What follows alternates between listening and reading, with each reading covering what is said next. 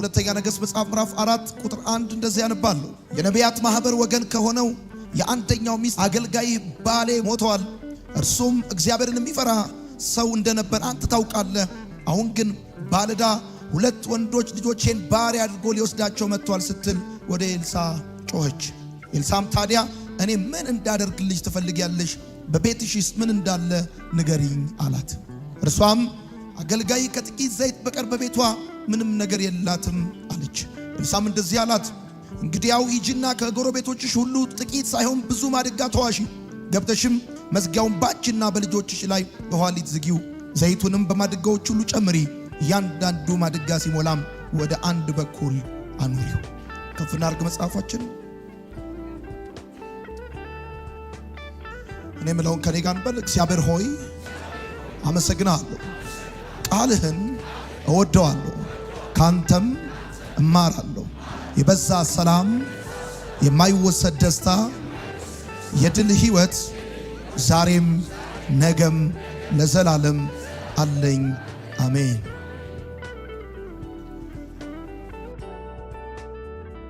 የዛሬ መልእክታችን እግዚአብሔር አይጥልም አይረሳም የሚል ይሆናል። እስቲ በደንብ አድርጉና አሜን በሉ። የእግዚአብሔር ቃል በዘፍጥረት መጽሐፍ ምዕራፍ 20 ቁጥር 1 እግዚአብሔርም ሳራን አሰባት፣ እግዚአብሔር ባለው ጊዜ ለአብርሃም ወንድ ልጅን ወለደችለት ተብሎ እንደተጻፈ ይሄ ዓመት የምትታሰቡበት ዓመት ይሆንላችኋል። እግዚአብሔር የተባረከ ይሁን። አሁን ያነበብኩላችሁ የሁለተኛ ነገሥት መጽሐፍ ምዕራፍ 4 ከነቢያት ማህበር ወገን አንዱ አገልጋይ የነበረ ሰው እንደሞተባት ሚስቱ ወደ ኤልሳ መጣ ለዚህ እግዚአብሔር ሰው የተናገረችውን ንግግር ነው ያነበብኩላችሁ።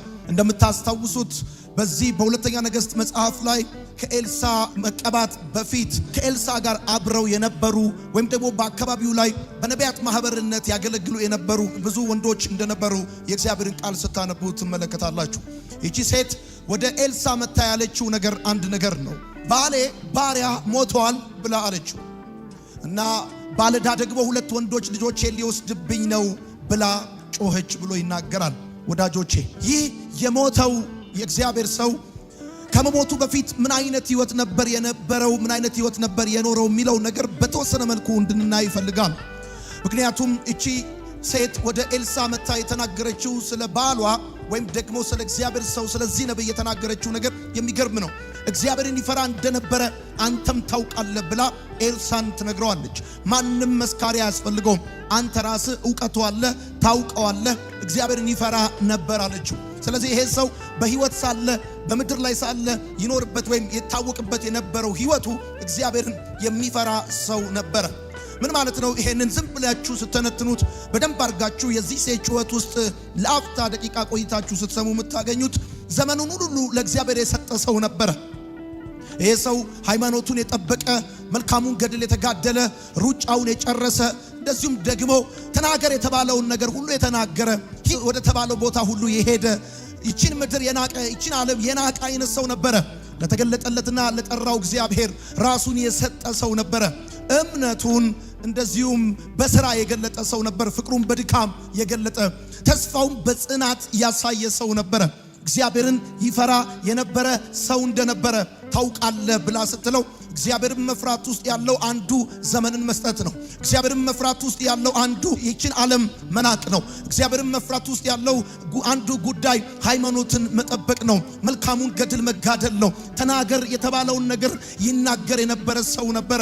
በህይወት በነበረ ቆይታው በአገልግሎቱ ዘመን እግዚአብሔር አትናገር ያለውን አልተናገረም፣ ተናገር ያለውን ተናግሯል። ስለዚህ ይሄ ሰው በህይወት እያለ መታወቂያው ምን ነበር ሲባል እግዚአብሔርን የሚፈራ ሰው ነበረ። እምነቱን በስራ የተገለጠ ሰው ነበረ። ፍቅሩን በድካም ተስፋውን በጽናት የገለጠ ሰው ነበረ። ከዚህ ሰው እቺ ሴት ስለ ባሏ ከተናገረችው ንግግር ውስጥ የምታገኙት የምትጨብጡት ሶሊድ የሆነ ህይወት የነበረው ጠንካራ ህይወት የነበረው ሰው ነበረ። ስለዚህ አሁን የምትጽፉ ሰዎች ካላችሁ ከኔ ጋር ይሄ ህይወቱ ነው፣ ይሄ መታወቂያው ነው። በህይወት እያለ ይሄ ሰው የታወቀበት ነገር ቢኖር ይሄን ነው። ለሌላ ነገር ኖሮ አይደለም ያለፈው፣ ለእግዚአብሔር ነው ኖሮ ያለፈው። ዘመኑን የሰጠው ለእግዚአብሔር ነው። እድሜውን የሰጠው ለእግዚአብሔር ነው። ከጠዋት እስከ ማታ ያሳለፈው እግዚአብሔርን ሲያገለግል ነው። ሂድ ወዳለው ቦታ ሲሄድ ነው የኖረው። ተናገር ያለውን ነገር ሲናገር ነው የኖረው። ሩጫውን ጨርሶ ሃይማኖቱን ጠብቆ መልካሙን ገድል ተጋድሎ እንደዚህ ባለ እውነትና መንገድ ይኖር የነበረ ሰው ነበረ እና ስለዚህ ሰው ወደ ኋላ ሄዳችሁ ብትመለከቱ ልታገኙ ፈትሻችሁ ልደርሱበት የምትችሉት ጉዳይ ቢኖር ይሄንን ነው። ዛሬ ግን ይሄ ቤተሰብ ያለበት ሁኔታ ሌላ ነው። ነገው ጨልቦበታል፣ ተስፋው ደብዝዞበታል። ይሄ እግዚአብሔርን ይፈራ ዘመኑን ሁሉ ሰጥቶ ያገለግለው የነበረ ሰው ቤተሰቡ በድንጋጤ ውስጥ ገብቷል። ሐዘን ቤቱን ወሮታል። ባልተዘጋጁት ሁኔታ ውስጥ ገብተዋል። ዕዳ አፍጥጦ መጥቶባቸዋል። ጭንቅ ውስጥ ነው ያሉት። ያ ዘመኑን ሁሉ ለእግዚአብሔር የሰጠ ሰው፣ ያ ሃይማኖቱን የጠበቀ መልካሙን ገድል የተጋደለ ሩጫውን የጨረሰ ይህን ዓለም የናቀ ያ ተናገር የተባለውን ብቻ የተናገረ ሰው ዛሬ ግን ቤተሰቡ በሌላ ሁኔታ ውስጥ ነው ያለው።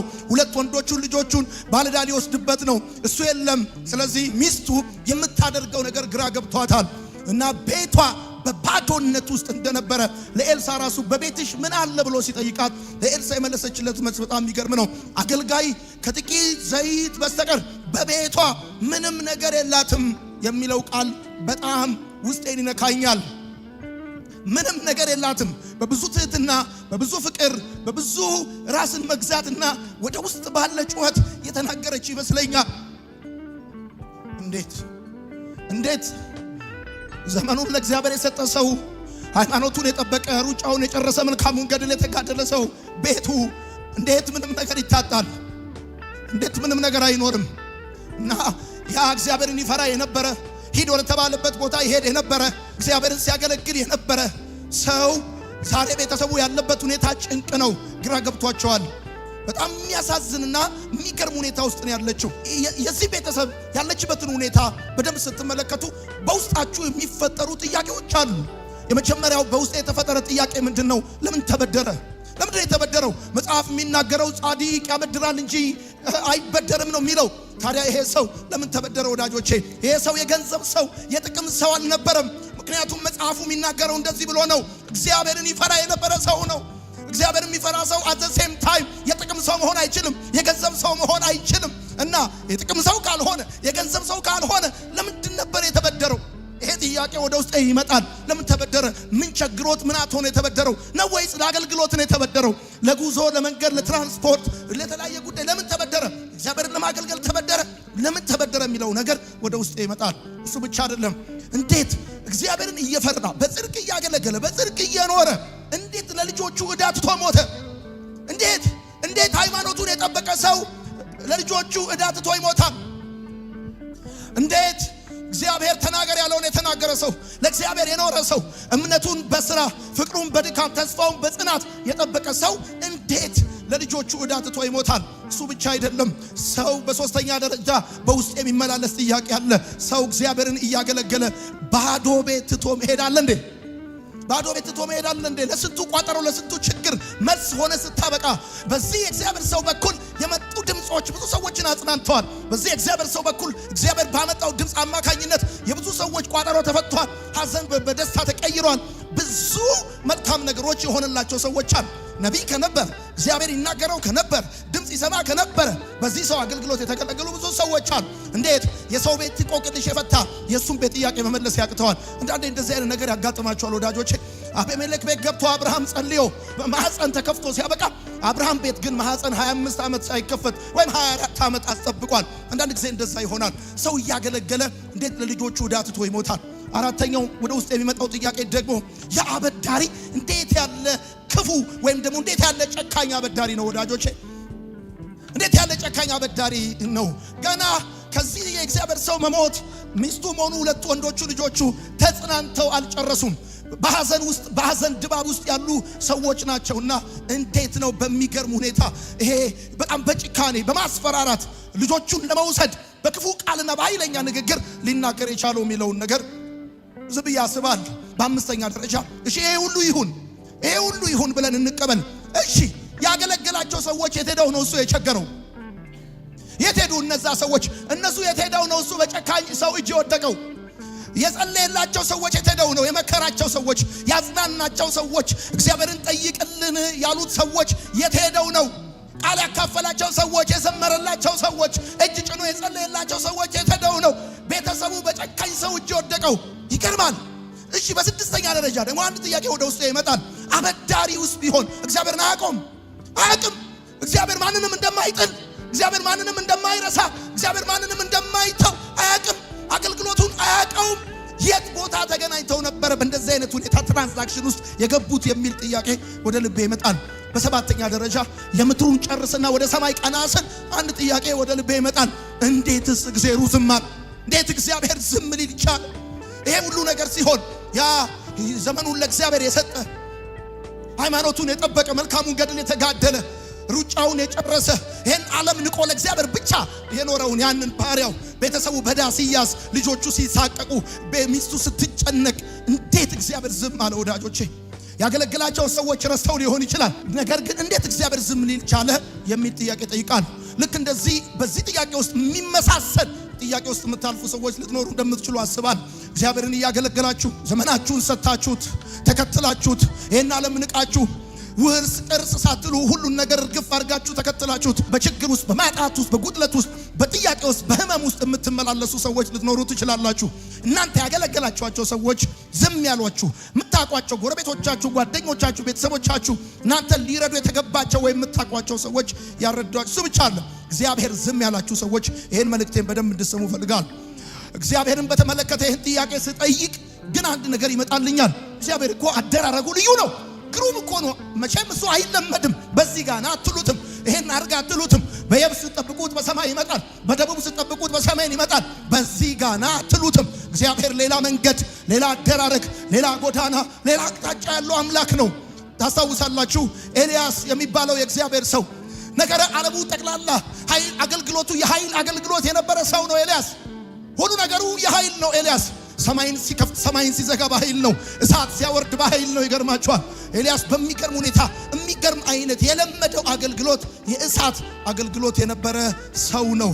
አንድ ቀን ግን እግዚአብሔር ኤልያስን በተራራ ላይ አወጣው። ከዛ እግዚአብሔር ቃል ሲናገር እንደዚህ ይላል፣ ብርቱ ንፋስ መጣ ይላል። ተራራውን ሰነጠቀው፣ አለቱን ሰባበረው። እግዚአብሔር ግን በንፋስ ውስጥ አልነበረም ማለት።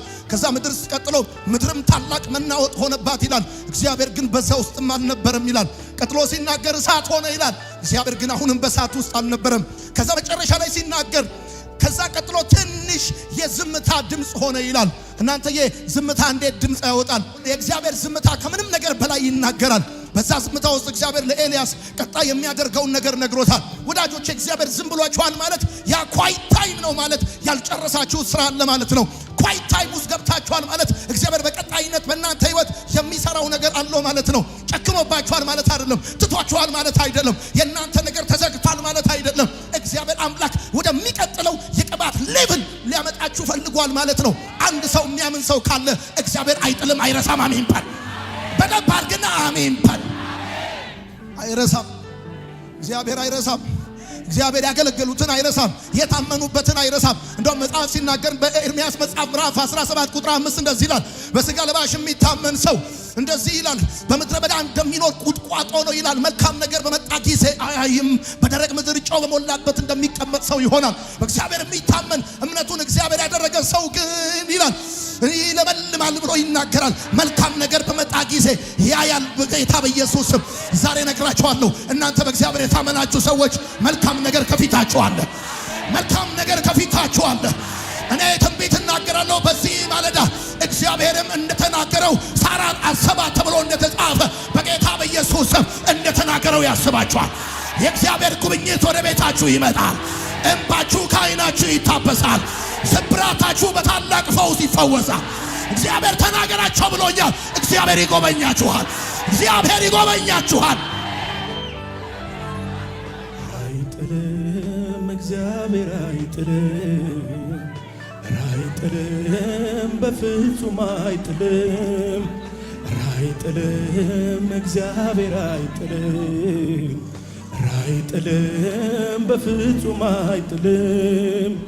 በመከራ ቀን መሸሸጊያ ነው፣ የሚታመኑትን ያውቃል።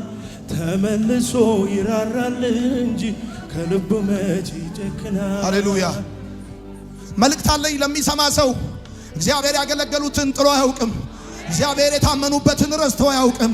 እግዚአብሔር አምላክ ዘመናቸውን የሰጡትን እነዛን አሳፍሮ አያውቅም። በደንብ የሚሰማ ሰው ካለ ደግሞ አሜን ይበል። እግዚአብሔር አይጥልም። እግዚአብሔር አይረሳም። እናንተ አይጥልም፣ አይረሳም። ይረሳ ዘንድ አመፀኛ አይደለም። ይረሳ ዘንድ ሰው አይደለም። የጸለያችሁትን ጸሎት፣ የገባላችሁን ተስፋ፣ በሱ ላይ ያኖራችሁትን እምነት እግዚአብሔር ይረሳ ዘንድ ሰው አይደለም፣ አመፀኛ አይደለም። የዚህ ማለዳ መልእክታችሁ ይሄ ነው። ማን በሚቀጥለው ሳምንት እንደሚጎበኝ አላውቅም። በምን አቅጣጫ እግዚአብሔር ወደ እናንተ ቤት እንደሚመጣ አላውቅም። ነገር ግን ዛሬ ወደዚህ ቤት የመጣችሁት እንደ ልማዳችሁም ቢሆን እነ ኤልሳቤጥ ጋር እነ ዘካርያስ ጋር ልክ በልማዱ በጣው ክፍል ቀን በዛ ቀን እግዚአብሔር እንደመጣ ልክ እንደዛ ወደ ተዘጋው ነገራችሁ ይመጣል። ወደ ሞተው ነገራችሁ ይመጣል። ወደ አበቃው ነገራችሁ ይመጣል። አልቋል ወዳላችሁት ነገር እግዚአብሔር ይመጣል። የሆነ ሰው ይጎበኛል። የሆነ ሰው እግዚአብሔር ያስበዋል። የሆነ ሰውን እግዚአብሔር እንባውን ያብስለታል። የሆነ ሰው ዛሬ በእግዚአብሔር መጎብኘት ይጎበኛል። እንደተናገረው እግዚአብሔር ያስባችኋል።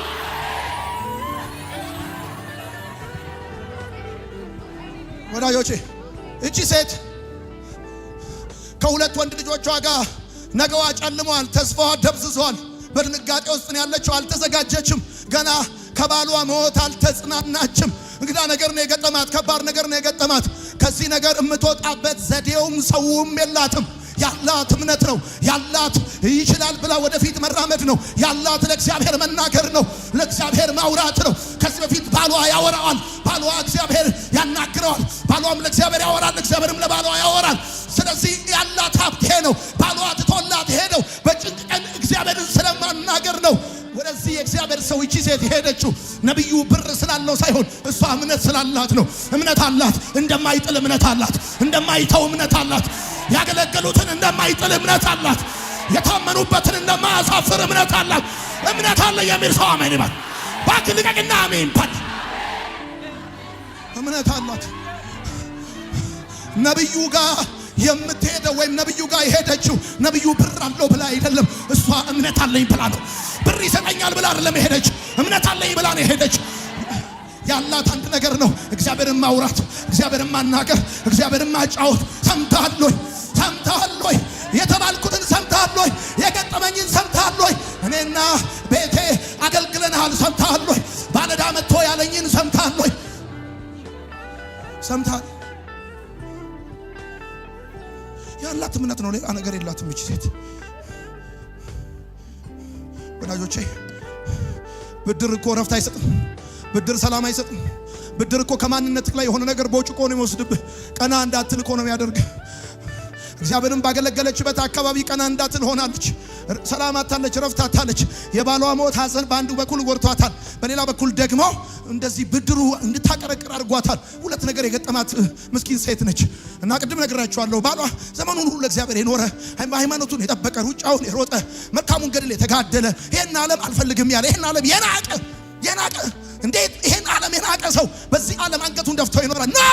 ኖ በፍጹም እርግጠኛ ሆኜ ነው የምነግራችሁ። እግዚአብሔር ሰው ጥሎ አያውቅም። እግዚአብሔር ሰው ረስቶ አያውቅም። እግዚአብሔር የታመኑበትን አሳፍሮ አያውቅም። ንገራቸው፣ ደጋግመ አውራቸው። እኔ ሳራን እንደጎበኘው እጎበኛችኋለሁ፣ አስገርማችኋለሁ። መጎብኛችሁ ወራት መጥቷል። የመጎብኛችሁ ወራት መጥቷል። ለሚቴሊው ትንሽ ጠብቁ እንጂ ሰማዩ ጠጥሯል፣ ደመናው ከብዷል። በየትኛውም ጊዜ ሊዘንብ ይችላል። በየትኛውም ሰዓት ሊዘንብ ይችላል። በየትኛውም ሰዓት ሊዘንብ ይችላል። ያልጠበቃችሁት ነገር የገጠማችሁ ሰዎች፣ ድንገት በሆነ ነገር የተያዛችሁ ሰዎች፣ ከተያዛችሁበት ሁኔታ ለመውጣት ዘዴውም ሰውም የሌላችሁ ሰዎች፣ አረ ያለ ዘዴም ያለ ሰውም መጥቶ የሚያወጣ ታሪክን የሚቀይር ዕዳን የሚከፍል የእግዚአብሔር መንፈስ እንደዚህ በላቸው ይለኛል። የኢያሪኮን ኑሮ እንደቀየርኩኝ፣ የኢያሪኮን ከተማ ኑሮ እንደቀየርኩኝ ኑሮአችሁን እቀይረዋለሁ፣ ሕይወታችሁን እቀይረዋለሁ። ሞት ያለበትን ሕይወት እንደፈወስኩት እንደዚሁ እፈውሳችኋለሁ። አጠገባችሁ ያለውን ሰው ንኩትና እግዚአብሔር አይጥልም አይረሳም በሉት። አይጥልም አይረሳም በሉት። እግዚአብሔር አይጥልም አይረሳም በሉት። እዚህ ቤት ያላችሁ ሰዎች አገልጋዮች ሰምታችኋል ወይ? የኢያሪኮን ከተማ ኑሮ እንደቀየርኩኝ ኑሯችሁን ይቀይረዋል እግዚአብሔር። እግዚአብሔር ያንን ከተማ ኑሮ እንደቀየረ ኑሯችሁን ይቀይረዋል። እግዚአብሔር ሞት ያለበትን ውሃ እንደፈወሰ ሕይወታችሁን ይፈውሰዋል። አይናችሁን ከእንባ ያብሳል። እግዚአብሔር ያስባችኋል፣ ያስባችኋል፣ ያስባችኋል፣ ያስባችኋል። እግዚአብሔር እጅ ላይ ያለው ሰዓት ጊዜው ሞልቷል። የመጎብኛችሁ ሰዓት መጥቷል፣ መጥቷል፣ መጥቷል፣ መጥቷል። እንደተሳቀባችሁ አይቀርም፣ እንዳዘናችሁ አትቀሩም። እግዚአብሔር ያስባችኋል፣ እግዚአብሔር ይጎበኛችኋል። ለምትሄዱ ተባረኩ። ቁጭ በሉ።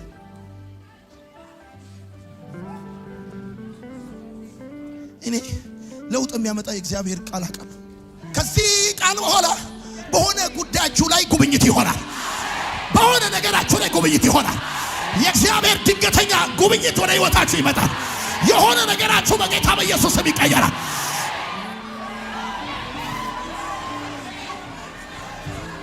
እያመለካችሁት፣ እየተከተላችሁት፣ እያመናችሁት ታድነኛለህ እያላችሁት አንገት የደፋችሁ ሰዎች፣ ካቅማችሁ በላይ የሆነ ነገር የገጠማችሁ ሰዎች፣ በከባድ ሁኔታ ውስጥ እያለፋችሁ ያላችሁ ሰዎች፣ አረ እግዚአብሔር አይጥልም፣ አረ እግዚአብሔር አይረሳም፣ አረ እግዚአብሔር አይረሳም፣ አይረሳም። እግዚአብሔር አይጥልም፣ እግዚአብሔር አይረሳም። እግዚአብሔር መጎብኘትን ይጎበኛችኋል። እግዚአብሔር መጎብኘትን ይጎበኛችኋል። ለምን ተበደረ? የገንዘብ ሰው አይደለም፣ የጥቅም ሰው አይደለም። እግዚአብሔር የሚፈራ ሰው ከሆነ የጥቅም ሰው አይደለም። መቼም ሰው ዋንስ ኢን ኤ ታይም የሁለት ነገር ሰው መሆን አይችልም። እግዚአብሔርን የሚፈራ የገንዘብ ሰው የጥቅም ሰው ገንዘብ ወስዶ ጠፍቶም አይደለም፣ የሆነ ጉዳይ ቢገጥመው ብቻ። ግን እኔ እነዚህ 7 ጥያቄዎች ወደ ውስጥ ይመጣሉ። አንደኛ ሰው እንዴት እግዚአብሔርን እያገለገለ ሰው በጽድቅ እየኖረ እንዴት ለልጆቹ ዳትቶ ይሞታል? ሁለተኛ ሲቀጥልስ አገልጋይ ነው ለምን ይበደራል? እሺ ከተበደረስ ደግሞ ብድር ሰላም እንደማይሰጥ፣ እንቅልፍ እንደማይሰጥ፣ ረፍት እንደማይሰጥ፣ ገት እንደሚያስደፋ እያወቀ እሱ ብቻ አይደለም ሰው እግዚአብሔርን እያገለገለ ባዶ ቤት ትቶ እንዴት ይሞታል? እንዴት ይሞታል? እሱ ብቻ አይደለም እንዴትስ ይሄ አበዳሪ ይሄን የእግዚአብሔር ሰው 2 ወንዶች ልጆቹ ላይ እንዴት ይጨክናል? እሱም ይቅር ያገለግላቸው ሰዎች የት ሄደው በዚህ ጨካኝ ሰው እጅ ላይ ወድቀው? ሄሎ ጓደኞቻችሁ የት ሄደው ነው? ቤተሰቦቻችሁ የረዳችኋቸው ሰዎች የት ሄደው ነው? በእንደዚህ አይነት አስጨናቂ ሁኔታ ውስጥ የገባሁት የምትሉ ሰዎች እንዴት እንደዚህ አይነት ሁኔታ ውስጥ ልትገቡ እንደቻላችሁ ጥያቄ የሆነባችሁ ሰዎች እግዚአብሔር ስለምን ዝም አለው? የቅድም ነግሬያችኋለሁ። እግዚአብሔር አደራረጉ ልዩ ነው። ዝም ሲላችሁ ቀጥሎ ሊያወራችሁ የፈለገው ሐሳብ ሲኖረው ወዳጆቼ። እና እቺ ሴት ያላት ለእግዚአብሔር መናገር ነው። ለማን ትናገረዋለች? ይሄን ጉዳይ ብትናገርስ ማን ይሰማታል? ማን ያምናታል? እግዚአብሔር ጋር ከመናገር በስተቀር ምን አማራጭ አላት? ነብዩ ጋር ሄደችው እንደነገርኳችሁ ብር አለው ብላ አይደለም እምነት አለኝ ብላ ነው ብያችኋል ወዳጆቼ። አረ እግዚአብሔር አይጥልም፣ እግዚአብሔር አይረሳም። እግዚአብሔር እንኳን የታመነበትን ሰው እንኳን ዘመኑን የሰጠው ሰው እንኳን ይችን ዓለም ንቆሱን የተከተለውን ሰው እምነቱን በሥራ ፍቅሩም በድካም ተስፋውን በጽናት የጠበቀን ሰው አይደለም እግዚአብሔር እንስሳንም አይረሳም። እናንተ እንስሳን እንኳን አይረሳም እግዚአብሔር። ትዝ ይላችኋል በኖህ ዘመን የጥፋት ውሃ ሊመጣ ሲል እግዚአብሔር አምላክ ኖህንና ልጆቹን ብቻ ሳይሆን በስም እየጠራ እናንተ በመልክና በስም አታውቋቸው እንስሳት እንኳን ሊመጣ ካለው ጥፋት እንዴት እንደታደጋቸው ታውቃላችሁ። እግዚአብሔር እንኳን ሰው እንስሳ አይረሳም ወዳጆቼ። በፍጹም እግዚአብሔር እንደዚህ ረስቶ አያውቅም ወዳጆቼ። በኖህ ዘመን የጥፋት ውሃ ምድርን ባጥለቀለቀ ጊዜ ይህን የጥፋት ውሃ ለማሳለፍ እግዚአብሔር ንፋስን እንዳነፈሰ የጥፋት ውሃውም እንዳለፈ ልክ እንደዛ አሁን ያላችሁበት መከራ እንዲያልፍ እግዚአብሔር ታላቅ ንፋስ ያነፍሳል። እኔ አላውቅም ግን አንድ ነገር አውቃለሁ። እግዚአብሔር ታላቅ ንፋስ የትኛውም ማዕበል፣ የትኛውም ወጀብ፣ የትኛውም ጥፋት ሲጎድል ያለው ከቤታችሁ ጥያቄያችሁ ይኮላል፣ ችግራችሁ ይኮላል፣ ለቅሷችሁ ይኮላል። ዘንድሮ እንደምነው አታለቅሰው። የሚቀጥለው ዓመት እንደ ዘንድሮ አትቸከሩ። የእግዚአብሔር ንፋስ ወደ ቤታችሁ ይነፍሳል። እስቲ በደንብ ጩሁና አሜን በሉ። እርግጠኛ ሆኜ አንድ ነገር ልንገራችሁ። ይሁን ነኝ የሚሰማኝ ሰው ካለ ከዚያ ሁሉ ማዕበል፣ ከዚያ ሁሉ ወጀብ፣ ከዚያ ሁሉ መከራ በኋላ የኖህ መርከብ ሜዳ ላይ አይደለም የተገኘችው። ከዛ ማዕበል በኋላ የኖህ መርከብ ጢሻ ስር አይደለም የተገኘችው። ከዚህ ሁሉ የህይወት ውጣ ውረድ በኋላ፣ ከዚህ ሁሉ አገልግሎት በኋላ፣ ከዚህ ሁሉ እምነት በኋላ ሜዳ ላይ ወድቃችሁ አትገኙም። ጢሻ ስር ወድቃችሁ አትገኙም። ተራራ ስለ ሕይወታችሁ ትቆማላችሁ። ጩና በደንብ አድርጋ አሜን በል። አይጥልም እግዚአብሔር፣ አይረሳም እግዚአብሔር ኖህን አሰበው። እግዚአብሔር በመርከቡ ውስጥ ያሉትን ሰዎች አሰባቸው። እግዚአብሔር አሰበ፣ የተናገረውን ነገር አሰበ። እግዚአብሔር ምድርን አሰበ። ከዛ ሁሉ ማዕበል፣ ከዛ ሁሉ ፈተና፣ ከዛ ሁሉ ችግር በኋላ የኖህ መርከብ ሜዳ ላይ አልተገኘችም። ጢሻ ስር አልተገኘችም። ተራራ ላይ እንደተገኘች ወዳጆቼ፣ ከዚህ ሁሉ እምነት በኋላ፣ ከዚህ ሁሉ አገልግሎት በኋላ፣ ከዚህ ሁሉ የህይወት ፈተና በኋላ በፍጹም ወድቀን አንገኝም። በፍጹም በሰው እጅ አንወድቅም። እዚህ በደንብ ጩና አሜን በል። እግዚአብሔር እኮ ነው ይሄን ቃል ያመጣል። ዛሬ ወደ አንተ ይሄ ቃል መጣ። ሜዳ ላይ አትወድቅም ይላል ጌታ። ወይኔ እኔ አንድ ሰው አንተም በሆን ወንበሩን ሰብሬ ከፍላለሁ ነው ብለው። ሜዳ ላይ አትወድቅም። ጌታ ምስክርን፣ በሰው እጅ አትወድቅም። ጢሻ ስራ አትወድቅም። እግዚአብሔር ይጎበኛል። እግዚአብሔር ያስብሃል። እግዚአብሔር ቤትህን ይቀይረዋል። ኑሮህን ይቀይረዋል። አገልግላችሁት፣ ዘመናችሁን ሰጣችሁ፣ ህይወታችሁን ሰጣችሁ፣ ተከትላችሁት ሜዳ ላይ አትወድቁ። እግዚአብሔር ባይዘው ዛሬ እዚህ ቤት ያመጣችሁ ዲቫይን አፖይንትመንት፣ መለኮታዊ ቀጠሮ ነው እዚህ ቤት ያመጣችሁ። እግዚአብሔር ይጎበኛችኋል። እግዚአብሔር የጸሎቴስ ያላችሁ ሰዎች ጸሎቴስ፣ ጌታ ሆይ ጸሎቴስ፣ የተናገርከኝስ የኔ ጌታ የኔ ህይወት እንደዚህ እንደሆነ እስከ መቼ ነው የሚቀጥለው ያላችሁ ሰዎች፣ ለመናገር በሚከብድ ሁኔታ ውስጥ የገባችሁ ሰዎች፣ እንዴት ማብራራት እንዳለባችሁ የከበዳችሁ ሰዎች፣ እግዚአብሔር የእናንተን ሁኔታ ያብራራው። በደንብ አሜን ይባላል። ኖህ መርከቡን ሲሰራ ገንዘቡን ሰጥቷል፣ ታለንቱን ሰጥቷል፣ ጊዜውን ሰጥቷል። ሄሎ ኖህ ውሃ በሌለበት ዝናብ በሌለበት ያን ሁሉ ዓመት መርከብ ሲቀጠቅጥ ሌሎቹ ሲያፈዙበት ኖረዋል። እና ስማ ኖህ መርከቡን ሲሰራ ሚስማር ከኪሱ ነው። እግዚአብሔር ሚስማር አልገዛለትም፣ እንጨት አልገዛለትም። እንጨት ከኪሱ ነው። ሁሉ ነገሩ ኢንቨስት አድርጓል እግዚአብሔር በነገረው ነገር ላይ። እንዴ ታለንትን ሰጥተው፣ እድሜን ሰጥተው፣ ገንዘብን ሰጥተው፣ ሁሉ ህይወትን ሰጥተው፣ ዘመንን ሰጥተው ስታበቃ at the end of your age በህይወት መጨረሻ ሜዳ ላይ ወድቀህ ስርቻ ስር ወድቀህ የምትገኝ እንዳይመስል። እግዚአብሔር በፍጹም አይጥልም። እግዚአብሔር በፍጹም አይረሳም። ረገጥ አድርግና አሜን በል። የሚታመኑበትን ደግሞ ያውቃል። ቻቻቻ የሚታመኑበትን ያውቃል። እግዚአብሔር ያውቃቸዋል። በስም ያውቃቸዋል። በስም ያውቃቸዋል እግዚአብሔር። ወዳጆቼ መፍትሄ ከሰው አይመጣም። መልስ ከሰው አይገኝ። ለዚህ ነው ለእግዚአብሔር ልትነግረው የሄደችው ያላት ለእግዚአብሔር መናገር። ለእግዚአብሔር መናገራችሁን ቀጥሉ። እንደው መጽሐፉ የሚለው እንደዚህ ነው፣ ጮኸች ነው የሚለው። ጮኸች ማለት ምን ማለት መሰለ? ባሪያ እግዚአብሔርን ይፈራ እንደነበር አንተ ታውቃለህ። ባለዳ ሁለት ወንዶች ልጆቼ ሊወስድብኝ ነው ብላ ነገረችው አይደል የሚለው። ነገረችው ከሆነ ሄዳ እንደዚህ ነው የምትለው፣ ሰላም የእግዚአብሔር ሰው ባሪያ እግዚአብሔር ይፈራ እንደዚህ ነው የምታወራው። መጽሐፉ ግን የሚለው እንደዚህ ነው፣ ጮኸች። የሚያስጮህ ነገር ነው የገጠማት። ኖርማል የሚያደርግ ነገር አይደለም የገጠማት። ጮኸች ወዳጆቼ። ምክንያቱም የት ትጩህ ታዲያ? ለእግዚአብሔር ካልነገረች ለማን ትንገር? ለእግዚአብሔር ካላወያየችው ለማን ታወያየው ይሄ ጉዳይ? ምክንያቱም መፍትሄ ከሰው ዘንድ አይመጣም። የሰው አቅም ውስን ነው። የሰው አቅም ተለዋዋጭ ነው። የሰው አቅም ከጊዜው ጋር እንደ ጊዜው የሚሆን ነው። የሰው አቅም ቢያስጀምራችሁ ነው አያስጨርሳችሁም። የሰው አቅም ደግሞ ቢሆንላችሁም አረኩላችሁ ብሎ ስም ይሰጣችኋል። እድሜ ለኔ በልቀና ወጣሁለት ይላችኋል። ሰው አረኩት ይሏችኋል። ዕዳ ቢከፍልላችሁ ሰው በተዘዋዋሪ ባለዕዳ ያደርጋችኋል። እኔ በጣም የገረመኝ ነገር እንደዚህ ነው። እግዚአብሔር ሰው እንደዚህ አላት፣ ባዶ ማድጋ ማሰሮ ሰብስቢ አላት፣ እንዳታሳንሺው አላት። እኔ አላቅም እሷ ተሰብስበው ልጆቿ ይሰብስቡት አላቅም። በእርግጠኝነት ግን ልጆቿ እንዳገዟት ተስፋ አደርጋለሁ። ወንዶች ልጆች ናቸው። ባለዕዳው ሊወስዳቸው ካሰበ አትሊስት ሰርተው ይከፍላሉ። ጉልበታቸውን ይሳቡ እስከተዋል እና እዚህም ቤት ሄደው አንኳኳሉ። ዛሬ የምንፈልገው ዱቄት አይደለም፣ ዛሬ የምንፈልገው ብር አይደለም፣ ዛሬ አናስቸግራችሁም። ዛሬ የምንፈልገው ባዶ ማሰሮ ነው። ይሄንንም ያንንም ከያዘው ማሰሯችሁ ይልቅ ባዶ ማሰሯችሁ ነው የምንፈልገው ዛሬ። አቤት የሚችሉትን ሁሉ ማሰሮ ሰበሰቡ። ወዳጆቼ ባዶ ነገር ወደ ባዶ ቤት ገብቶ የሞላው እዚህ ቤት ብቻ። እደግመዋል፣ ባዶ ነገር ነው ወደ ባዶ ቤት የገባው። እኔ የማቀው ሙሉ ነገር ወደ ባዶ ቤት ገብቶ ጎሎ ሲወጣ ነው። የሰማኝ ሰው ካለ የእግዚአብሔር የጉብኝት ጊዜ ሲመጣ ግን ወደ እናንተ ቤት ሙሉ ነገር መምጣት አይጠበቅበትም። ባዶ ነገር ወደ ቤታችሁ ገብቶ ሙሉ ሆኖ ይወጣል። የሰማኝ ሰው ካለ አሜን ይበለኝ።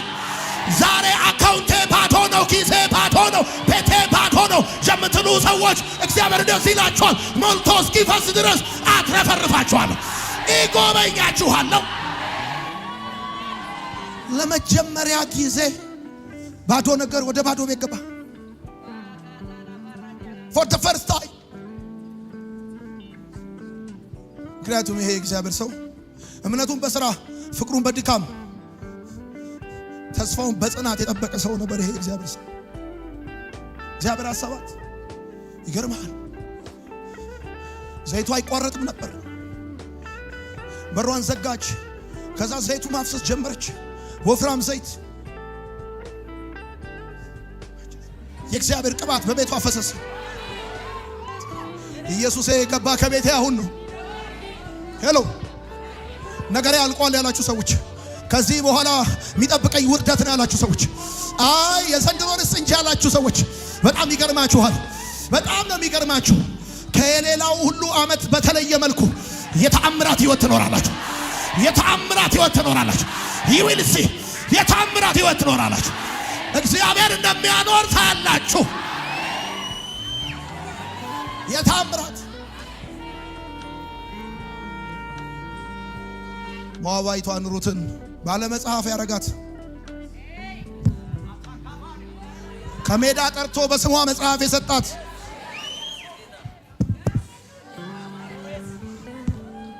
አምላክሽ አምላኬ ይሆናል ብላ ታምነው የተጠጉትን የማያሳብ ባለ ታሪክ የሚያረግ ባለ መጽሐፍ የሚያረግ እግዚአብሔር ያስባችኋል። እግዚአብሔር ይጎበኛችኋል። አማኝ በደንብ አሜን ይበል። በከባድ የህይወት መንገድና ጥያቄ ውስጥ እያለፋችሁ ያላችሁ ዓለምን ንቃችሁ በዚህ ዓለም ያለውን ደስታና ረብ ንቃችሁ በእግዚአብሔር ቤት ህይወታችሁን የሰጣችሁ እና በከባድ ሁኔታ ውስጥ ያላችሁ ሰዎች አረ እግዚአብሔር አይጥልም። እግዚአብሔር አይረሳም። ያዕቆብ እያዘንኩ ወደ መቃብር ወርዳለሁ እንዳላለ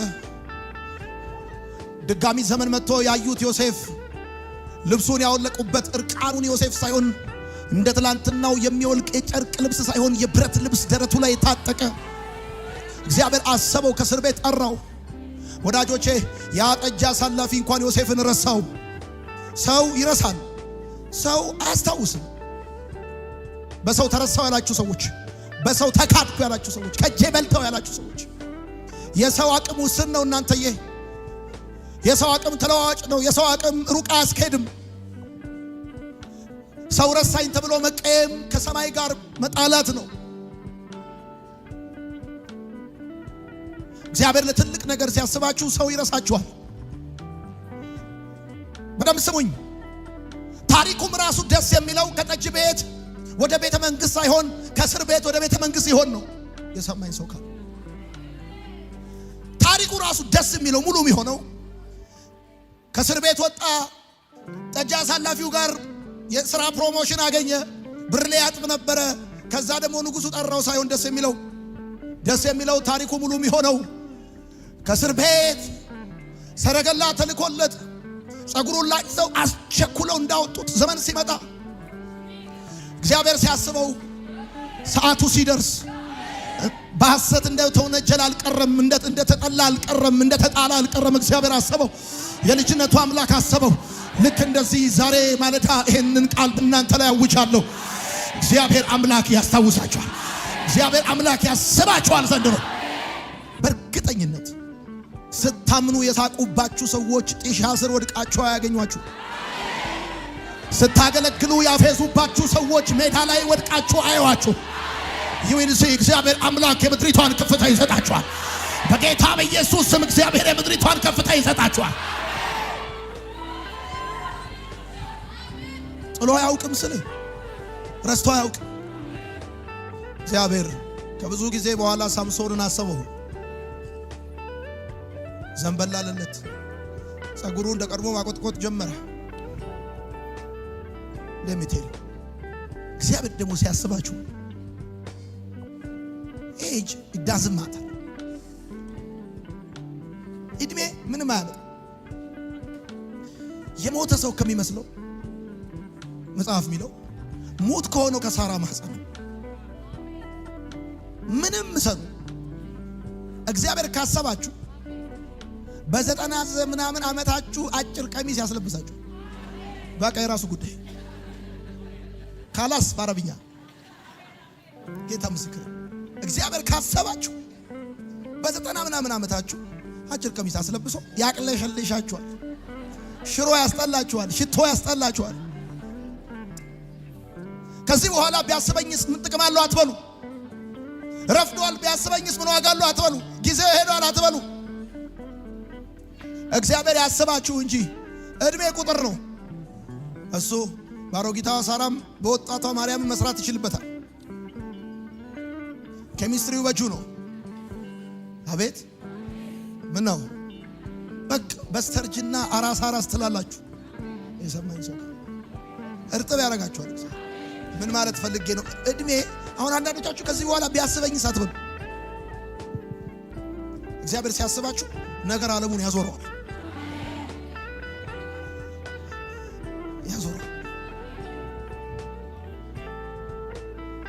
ይህ ህዝብ ማን ነው? በእግዚአብሔር የተጎበኘ ቀኙ የተዘረጋችለት ከ70 ዓመት ባርነት በኋላ እግዚአብሔር እስራኤልን እንዳሰበ ከ400 ምናምን ዓመት በላይ በባርነት የኖሩትን የእስራኤል ሰዎች እንደ እግዚአብሔር እንዳሰበ ጩኸታቸውን እንደሰማ ጩኸታችሁ የተሰማላችሁ ተራ የደረሳችሁ በጣም ብዙ ሰዎች እዚህ ቤት አላችሁ። እንኳን ደስ አላችሁ። አጨብጭቡ ለጌታ ክብር። በደም ለጌታ ክብር አጨብጭቡ። በደም አገልግላችሁ አትጣሉም። አምናችሁ አትጣሉም። ተከትላችሁ ታታፉም። እግዚአብሔር ቤታችሁን ይሰራል። በደም አጨብጭቡ። ታሪካችሁን ይቀይራል። ጎዳናችሁን ያቀናል። በደም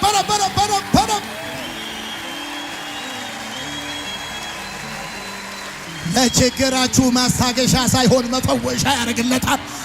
ለማዕበሉ ገደብ ያበጅለታል። ድንበር ያበጅለታል። ወደብ ያበጅለታል። እግዚአብሔር እዚህ አንድ ጊዜ በቃ በሉ እስቲ በቃ ድገሙና በቃ በሉ እስቲ በቃ አንዴ ጨምሩና በቃ በሉ በቃ